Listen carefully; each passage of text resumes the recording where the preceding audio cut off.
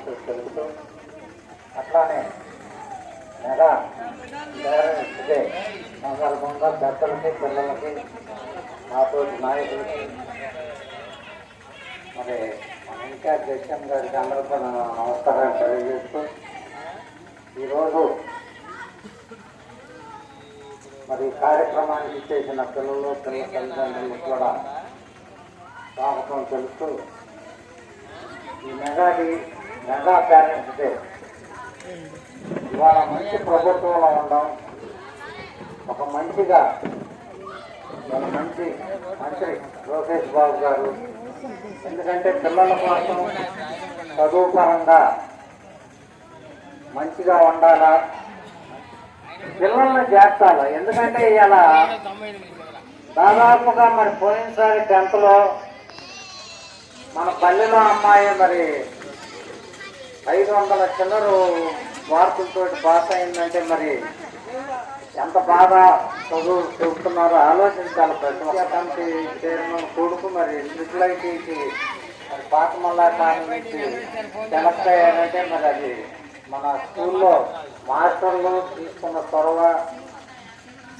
వాళ్ళు చెప్పిన విద్య ప్రకారమే మరి అలా విఐటీకి సెలక్షన్ అవ్వడం అంటే చాలా సంతోషం. అందరూ కూడా చప్పట్లు కొట్టి ఆహ్వానిస్తున్నారు. పెద్దాయనతో కానీ లోకేష్ గారితో కూడా చెప్పండి సార్, ఇది మరి మనం తల్లికి వందనం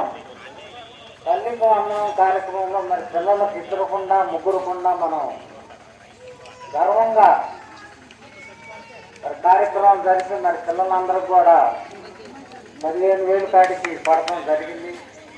మరి ఇది ఈ డబ్బులు పెట్టి ఎక్కువగా ప్రైవేట్ స్కూల్లోకి మరి చేసుకుంటున్నారు. మనకి ఏదన్నా గవర్నమెంట్ స్కూల్లో బెనిఫిట్ ఉండాలి కదా. ఎమ్మెల్యే గారితో బోర్డు రామాయణ గారితో కూడా మేము చెప్తాం, ఇది కరాఖండిగా మేము ప్రసాద్ గారు కానీ మేము కానీ గవర్నమెంట్ స్కూల్ను ఆలోచించండి.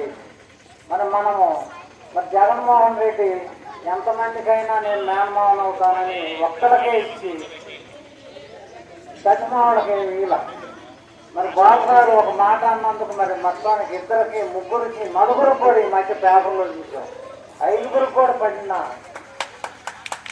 మరి ఇది ఎందుకంటే మాట తప్పకుండా పిల్లల కోసం ఆ కార్యక్రమాన్ని మరి గవర్నమెంట్ స్కూళ్ళు మరి రాష్ట్రం అంతా కూడా ఇబ్బంది పడుతున్నాయి.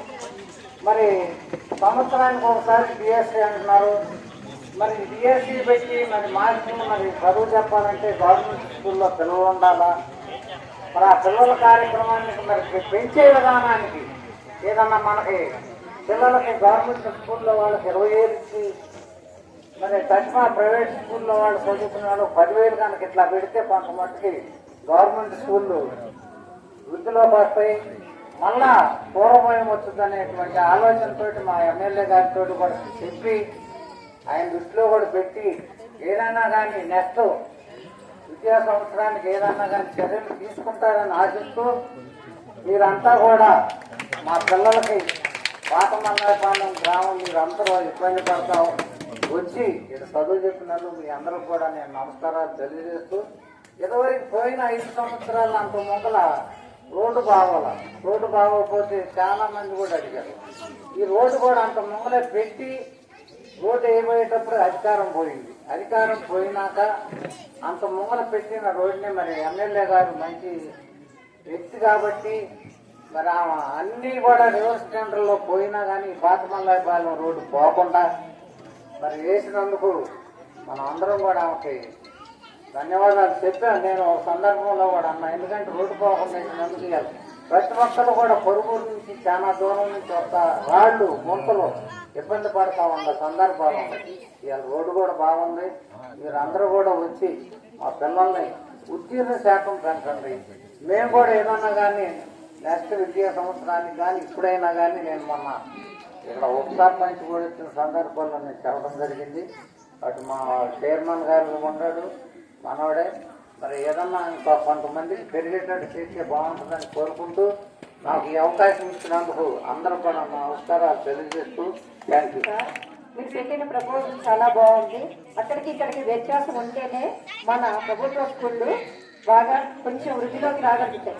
కనీసం తప్పకుండా మార్పు అనేది వస్తుంది సార్. మీరు మంచి ప్రపోజల్ పెట్టినందుకు మీకు మెనీ థ్యాంక్స్ అండి.